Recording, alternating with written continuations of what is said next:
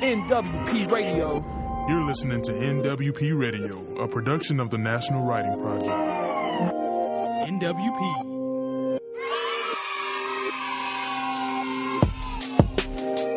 NWP Radio.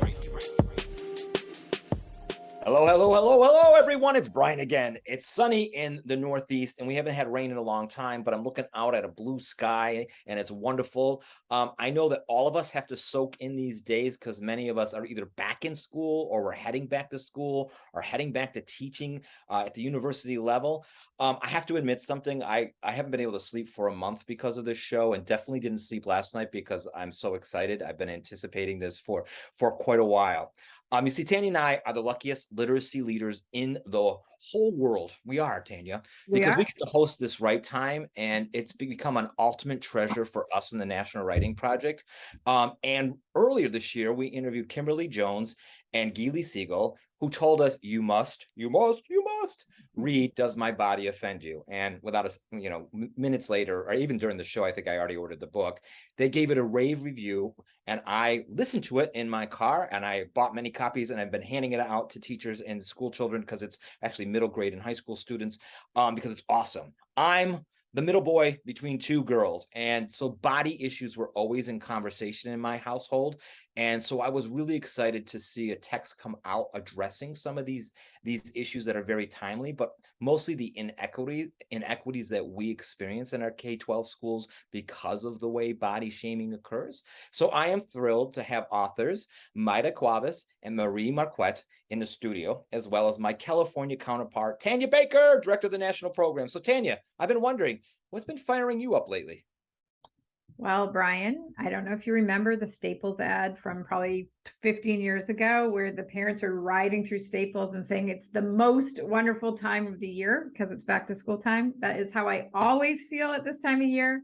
Teachers are going back to school. They're talking to each other and getting excited to set their classrooms up. All of that is happening. So it's my favorite time of the year. And it has been since I became a teacher many years ago. I'm not going to talk about that.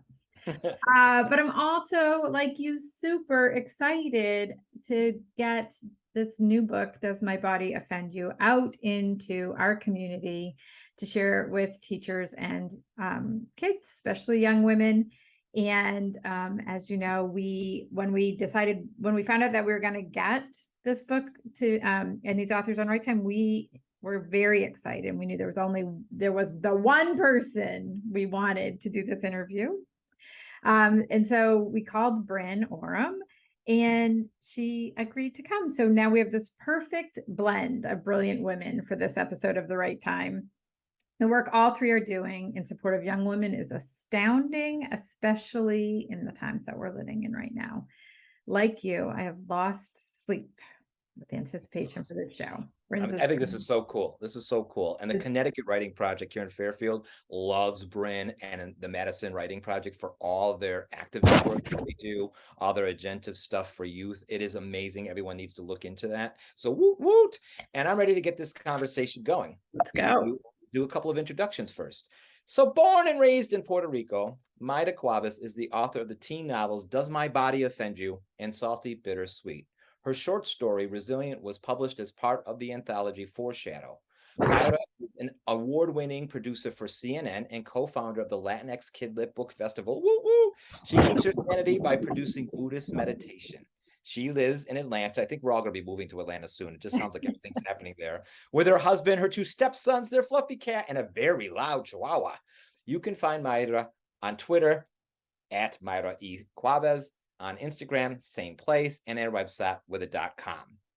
Our second author, Marie Marquardt, sorry, got it that time correctly, is author of YA novels Does My Body Offend You? With Mayra, Dream Things True, The Radius of Us, and Flight Season.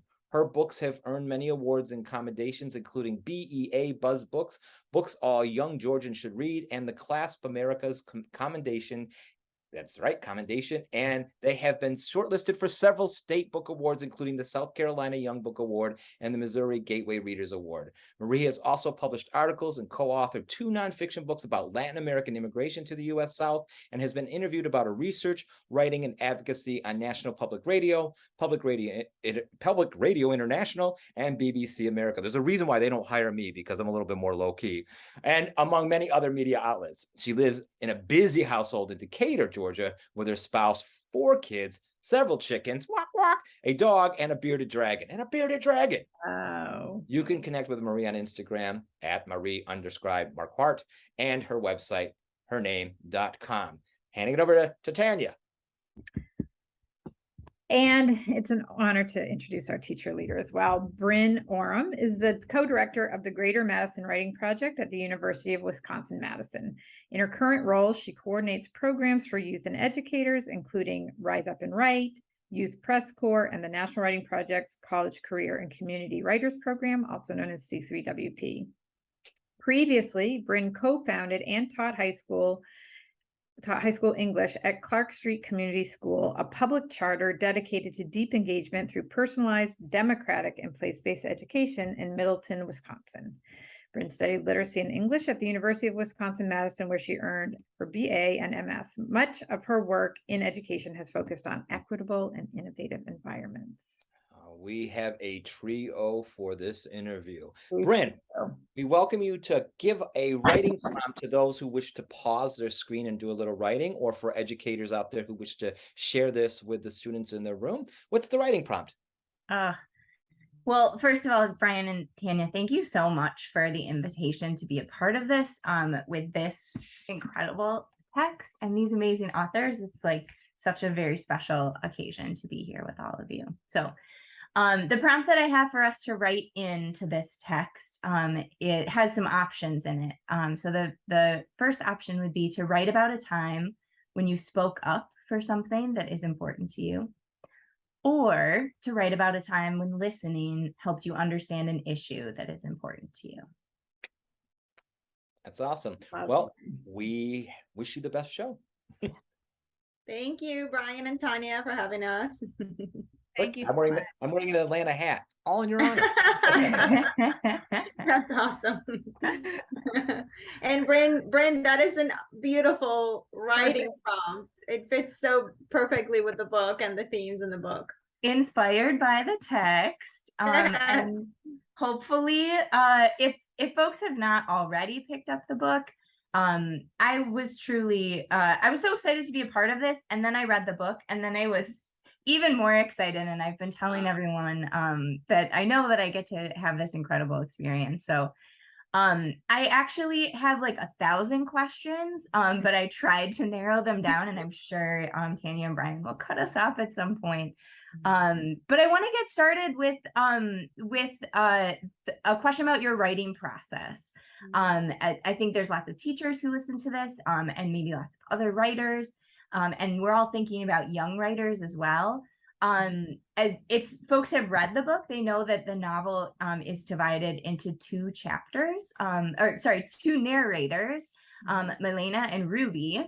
And this is a novel with 2 authors. So I'm curious about your writing process. Did you both write for both characters? Did you each take one character to write for? Tell me a little bit about how you wrote together and how you wrote the characters.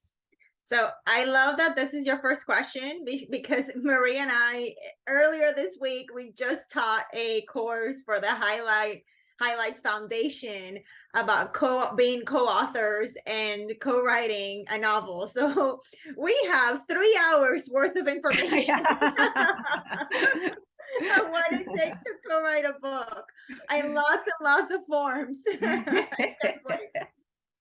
So, this book, every book is different, right? The book, Marie and I have a 2-book deal with Penguin, with Knopf and imprint of Penguin Random House. The book that we're currently writing for them now, it has multiple points of view. So we are tweaking our process for that. It has I think it's 10, 12 different points of view. Wow. And so for Does My Body Offend You? we decided, because it was the first time that we were co-writing a book, just to kind of go in gently. And we wanted to tell a story of intersectional feminism. Marie and I are both, diehard feminists, and in talking, we have been critique partners for a very long time. Meaning that we were exchanging chapters for our solo projects for a long time, and critiquing and helping each other edit and helping each other during the publishing journey. So we had a very strong relationship and a solid foundation in which to collaborate on such a big, endeavor.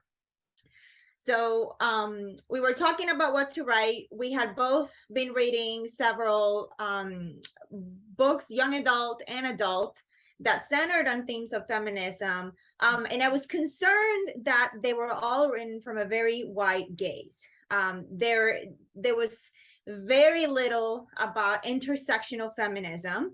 And it was almost understood that feminism was the same for everybody, and that's not the case. Feminism looks very different if you are a woman of color, if you are an indigenous woman, if you come from a privileged background, if you come from a background of limited means, there's these very powerful, strong intersectionalities that were not being explored in this space. So Maria and I saw an opportunity to write a story from 2 points of views, and not only explore the experience of intersectional feminism, but also allyship, student protest. When is the right time to speak up, and when is the right time to listen? So it was really wonderful to be able to take the same story and explore it from 2 different points of view, from 2 different lenses. And we were really deliberate about wanting to make sure that we could show, the character that I primarily took responsibility for, Ruby, is, a character who was kind of a diehard feminist from a very privileged background, surrounded by activists, who came in, just ready to take action, no matter what, and saw this opportunity to take action when she met Milena, the character that that Mayra wrote, and saw what she was facing in terms of being dress coded in a pretty just horrifying way. And the kind of nuts and bolts of it, we did take primary responsibility chapter by chapter, and we would sort of trade chapters off back and forth. So Mayra would write, we plotted the whole thing together very carefully, and then Mayra would write a chapter, hand it to me. I would write Ruby's chapter, hand it to her. But as we got to know the characters better and got deeper into the characters, of course, we were editing inside of each other's chapters. So for example, when Mayra was writing Ruby's dialogue inside a Milena chapter, we would really talk it out, and I would help her think about, well, how would Ruby say this, or what would Ruby's approach to this be? So it was very collaborative, but there were also pretty clear boundaries.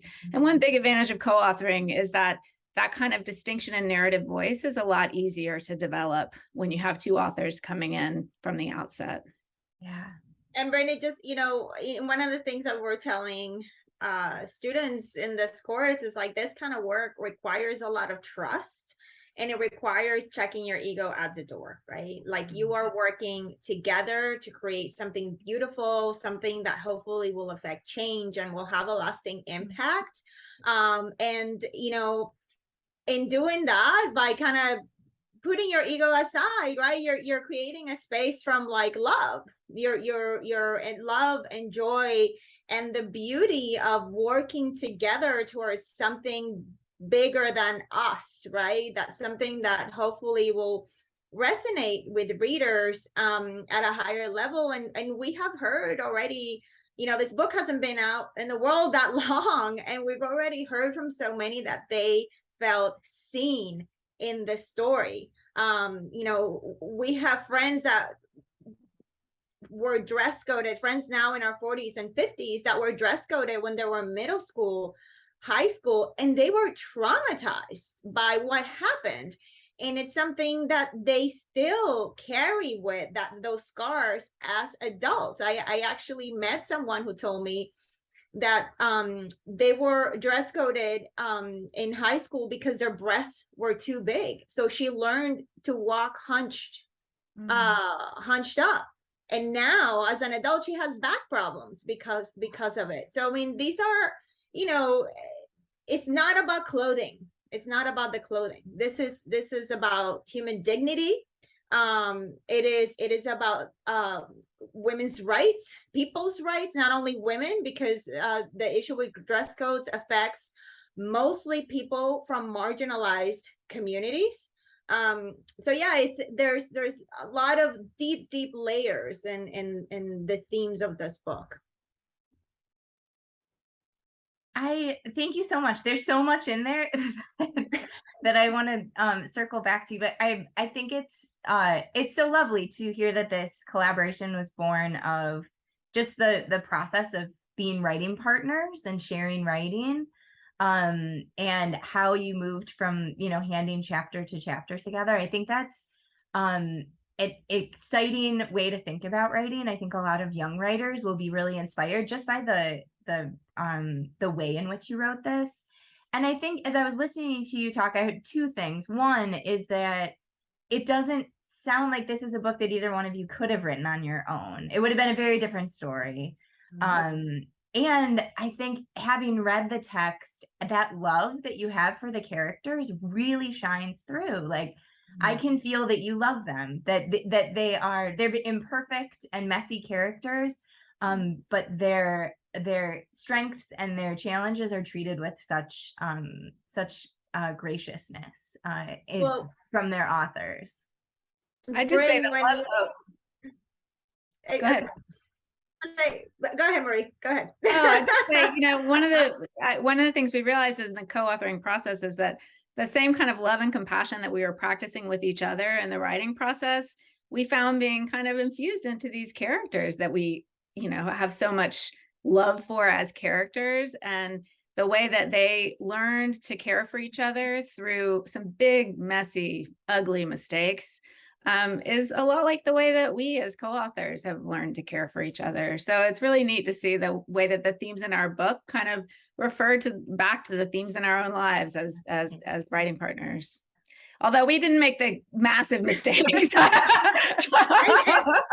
no bras were burned in the process of writing the book. No bras were burned. Not yet. Not yet. Maybe in that 10 character book. Yeah, exactly. Maybe when we get we'll talk again after that. Well, I wanted to add, thank you, Marie. That was so beautiful and so true. But I also wanted to add that, you know, when you are doing the work of writing for young people, like what we're doing, there's such a tenderness in that, you know, there's such a privilege in being able to write for young people, because we have perspective, right? And we can give that wisdom and that perspective in the stories that we write in a way that is very accessible, and it doesn't feel like you're talking down or that you are teaching something or that you're, you know, or trying to impart a lesson. It's simply you're telling a story. You're telling a beautiful story, but it's a story told from the perspective of somebody in their 40s or 50s who's, you know, has all this life experience and a little bit of distance from these things, and can help through the novel, through reading, through novel, through exploring story. You can guide young people through different stages in their life, and also celebrate just how incredibly awesome they are. It's just such a working with young readers and doing school visits. We just, every time I go into a school visit, I'm just awed by the passion and the creativity that young people are bringing into the world, that teens are bringing into the world. And so it's so fun to be able to celebrate that passion and creativity. It fills you with hope. Yeah, I mean, it does. It fills you with hope for the future. I mean, this generation is just so amazing. Like teens are just so involved and they care and they're passionate, and it's just so awesome to see that. Well, actually, this is leading right into another question that I had about thinking about youth activism. I've been really lucky in my career to get to work with youth activists and advocates, lots of young people using writing to create change. And I think in a lot of stories that we see about young people taking action, we see it as a headline or like a feel-good story, and often like one cute kid is spotlighted, like, look at this individual doing this thing. And what I loved about Does My Body Offend You is it like cracks that story open and says, here's what happened before, and then here's some of the headlines. We see some of the press and the attention that they get, and then here's what happens after. And we really see like what it might look like for young people, the messiness, the glory, the downfalls, the challenges, all those pieces. But there's a lot of people working with Milena and Ruby along the way too. And so I'm curious what your hope is that this story teaches readers about working together for change, especially our young readers. Well, I'll start by saying one of the reasons, when Mayra and I were sort of brainstorming ideas, she brought me an idea to tell this story. And one of the reasons that I was drawn to this story was, so I have some youth activists in my very household. And, I have been, we kind of have been living through this time when, we're taken to the streets every day, right? It just felt like, we were out there protesting nonstop, a whole range of issues that were so important, and watching kids, drag their parents, right, to these protests, to these events, and just with so much passion and so much energy, and really working for change. And then thinking about the books that I was familiar with at the time that had been written about youth activism, when often kind of the protest was the culmination, like you work together and then you all get out there and protest, and then everything changes and it's beautiful. And we know through what we've been living through that, the protest is only the beginning, right?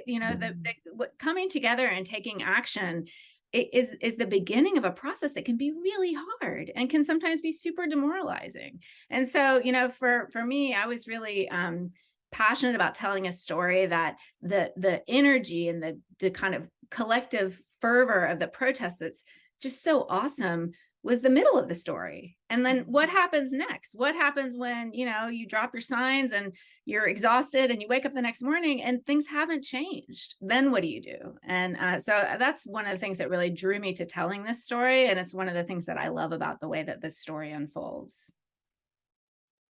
Well, and also for Marie and I, it was also important that to write a story where community, compassion, allyship were front and center, right? We're living in a time where there's a lot of calling people out. People get called out on social media. People are being told, you're this, you're that. And then there's no room for compassionate action. There's no room for building bridges. There's no room for civil discourse, for a space for civil disagreement, and try to like listen and understand and put the emphasis in the questions and not the answers. So we really wanted to bring the values that Marie and I share as human beings that are in the space of social change, activism, literacy, into the story. We wanted our characters to have those difficult conversations. And when we were writing, Marie and I would actually sit like in a table across from each other, reading each other dialogue and just saying, Milena would say this, Ruby would say this, and then tweaking as we went.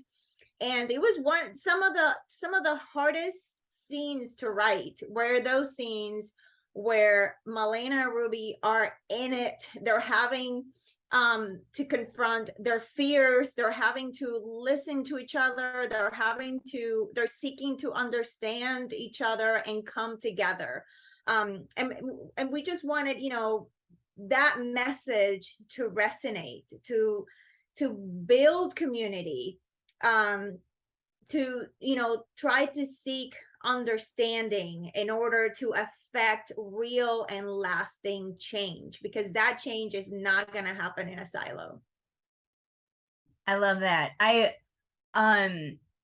had this funny experience once I started reading the book, I was like, oh, I see why Tanya and Brian wanted me to do this with you all.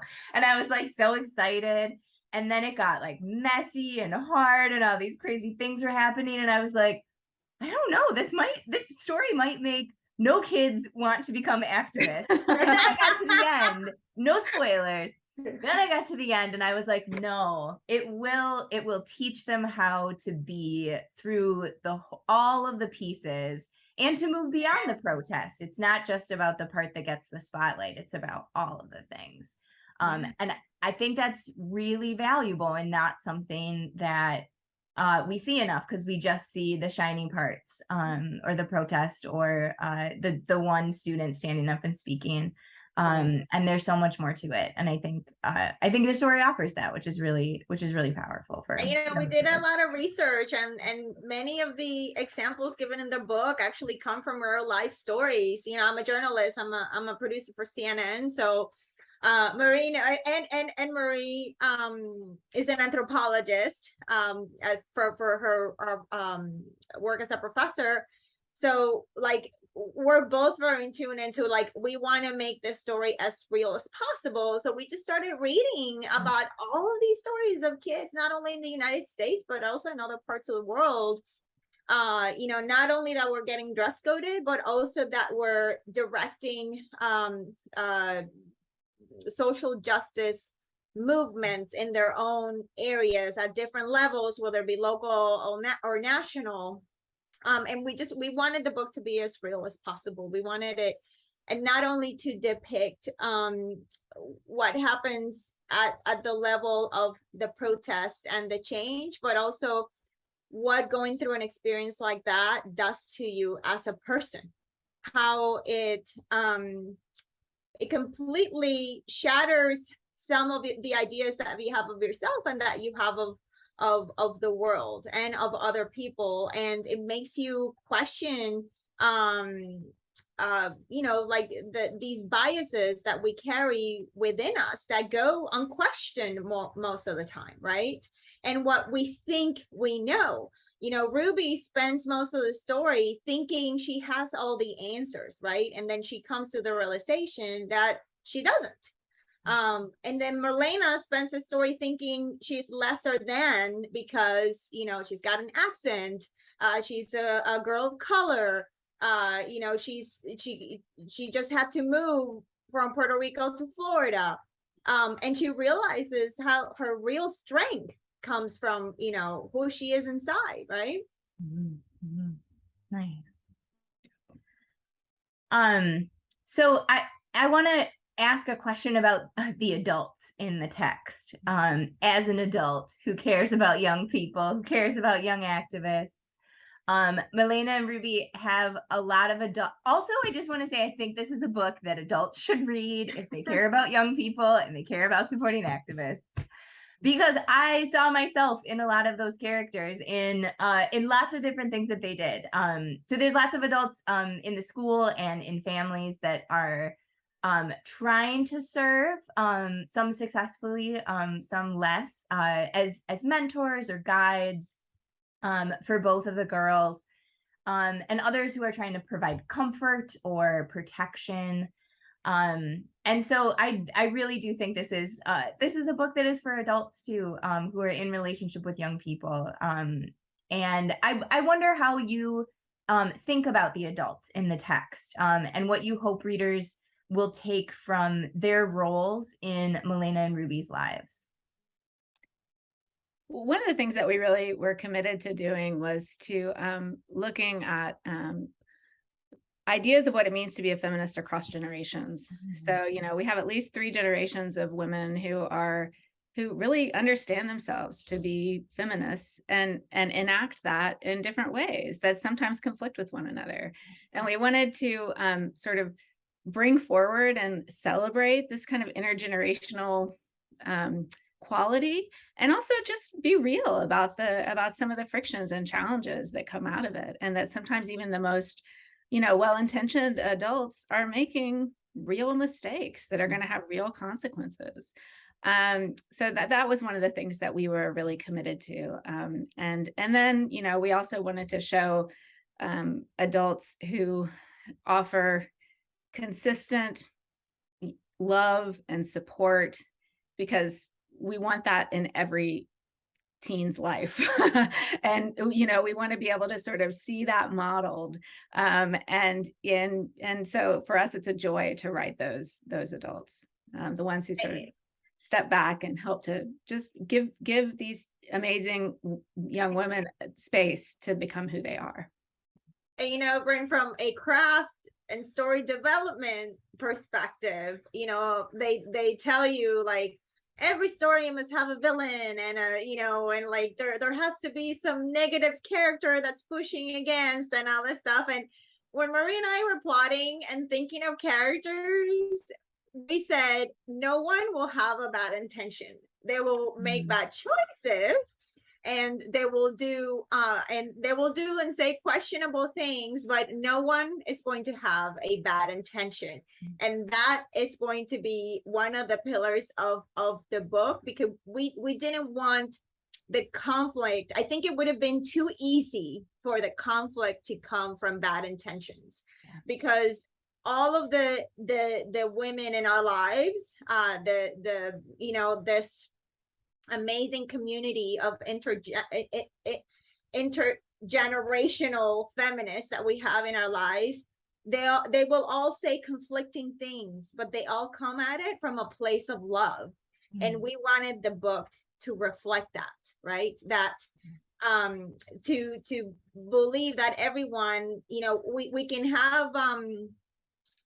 have different perspectives, different points of view, different ways that we're coming at it at the same place. But for all of the characters, what they're thinking, saying, they're valid because of their life experience, right? So we can't assume that what's valid for me, it's not, it's not for you, because I don't know your story. I don't know. We didn't know Dr. Hardaway's story. Once we know her story, we understand where she's coming from, right? And I'm not going to give any spoilers, but and the same thing with the abuelas and the tias and all of that stuff. So, and another real joy of being able to write a dual perspective, dual point of view book with two main protagonists, or two main characters who are really embedded in kind of family networks, is just to show how the everyday life at home and the expectations for how you will behave out there in the world, can feel so overwhelming sometimes and put so much pressure on you. And, we don't always see that out in the world or at school. And also it's just, it creates a lot of opportunities for super fun scenes with food in them around tables. Yeah.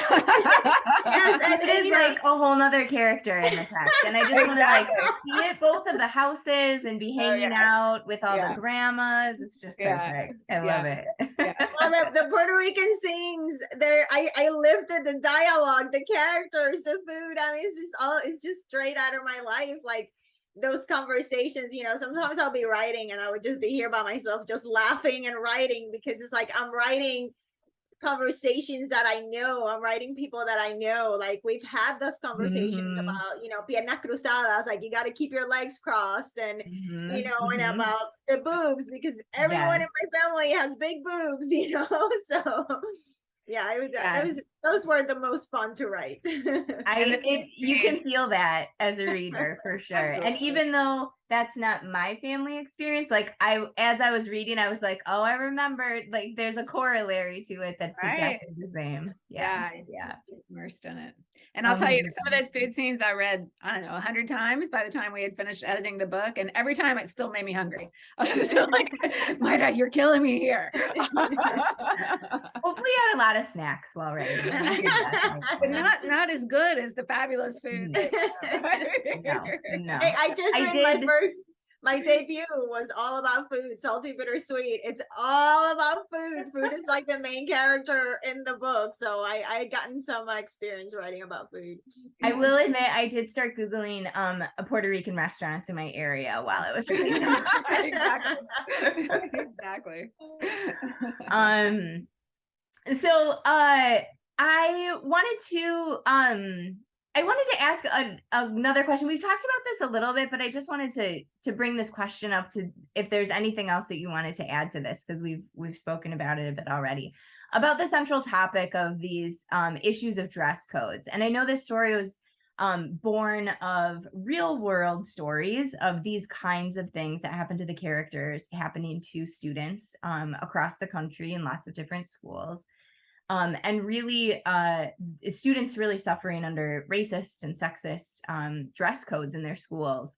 So this topic is really interesting because it is real world, and it allowed you to talk about all of these really complicated and allowed really hard conversations between our main characters. There was a conversation between Melina and Ruby that I found myself like, my shoulders were tensed up. I was like, I need to take a breath. Like this is tough for them, and I'm feeling it. But they talk a lot, and in the characters and in your work, there's conversations about race, privilege, and power that are really honest and really challenging. Why was addressing this topic important to you? And what other issues were important to you that this topic allowed you to lift up? Marie, do you want to start? Do you want me to start? Sure. I mean, I think that dress codes are where, they're the site, the sort of physical manifestation of so many forces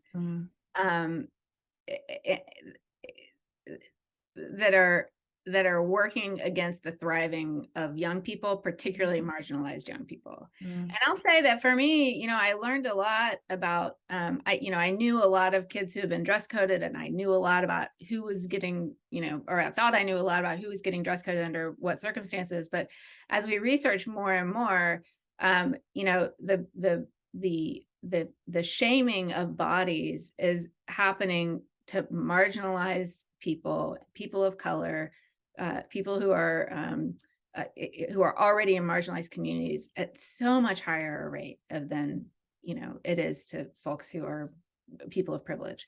So it's a really interesting place that feels accessible to start really unpacking these much broader issues. And then the other thing that's really important to me is kind of bodies and what they mean and how they mean, and how we learn to love the bodies that we live in. And I think talking about dress code is a great place to begin to explore those really complicated questions about, how to live in our bodies with integrity and to own our bodies as our own, while also acknowledging that our bodies have a history and connect us to our communities in many cases, to our families in many cases. So for us, it just felt like a really vibrant, fruitful place to center a lot of really broad, important conversations. So Brenna, I recently wrote an op-ed for CNN titled "What's at Stake in the Abortion Debate," and it was tying the Roe v. Wade decision to the issues in Does My Body Offend You, dress coding issues. In the op-ed, I cited something that happened to me when I was in high school. I think I was 15 or 16, and I got pulled aside by my science teacher of all people. And she point blank asked me if I was having sex with my boyfriend. And she needed to know because she wanted to give her opinion, right, about this matter of my private life.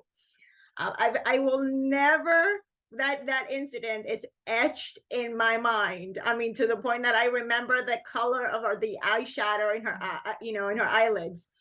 And in hindsight, I realized that for many women, for many girls, And people of marginalized communities, their bodies, our bodies, are treated as a matter of public consumption, public opinion, right? Everyone has a say. You know, we see it in the brutality against Black bodies. We see it in the violence against Indigenous communities. And it's all because a certain type of body sends a certain type of message, right? That's kind of like the privileged mainstream white colonizers' point of view. And we have all become, and we're all starting to kind of awaken from these systems of oppression, and the institutions that perpetuate those systems of oppression. And for us, the dress codes are just one more symptom in that, in those, one more part of those systems, right? Study after study has said that dress codes unfairly target girls and people of color, people from marginalized communities, and also that they perpetuate rape culture. They perpetuate the victimization of women, young girls, and also, you know, again, people of marginalized communities. So it's not about the dress code. It's about what the dress code is doing in our communities, in our societies, and what it represents, right? Yeah. And then everyone deserves dignity, and a sense of autonomy with your body. Absolutely. Yeah. And that is being stripped away as we speak. We told you we would pop back in when it got to the end of time, and I was sitting here texting back and forth with Tanya, because that's what we do. And I was thinking of two books from my college days, you know, as an English major. One, Unbearable Weight by Susan Bordeaux, which was about body images, and this is like, you know, a 2004 publication. And then I studied with a woman named Leslie Haywood, who wrote Pretty Good for a Girl. She was a student athlete, and talking about the way her body was controlled by men in her life and coaches, and even her own self. And I was just thinking, like, this is an issue that has been going on forever and always. And I think when you were talking, I put my thumb on why I love it so much. Your text, your book, because it actually introduces the conversation that girls are already having, and girls are having it with their mom and you know, their abuelas, right, the grandmothers. And what I also enjoyed as a male reader is that the males weren't all horrible. They weren't all, you know, they weren't all the oppressors, and they were part of the conversation.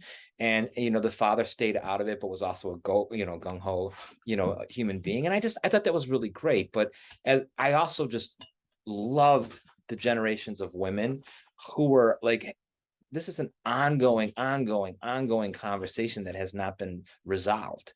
And that's, I think, some of the beauty of the book, is the way that was woven in as Marlena and Ruby kind of work through all these issues. So that's my 2 cents. I thought your conversation was outstanding.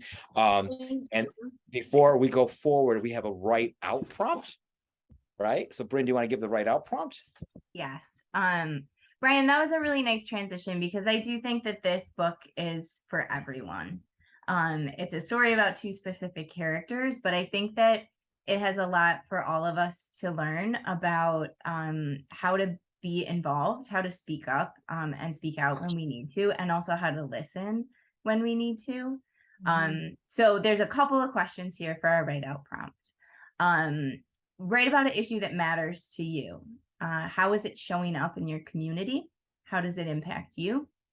Who else do you need to hear from to understand the issue? How might you hear from them?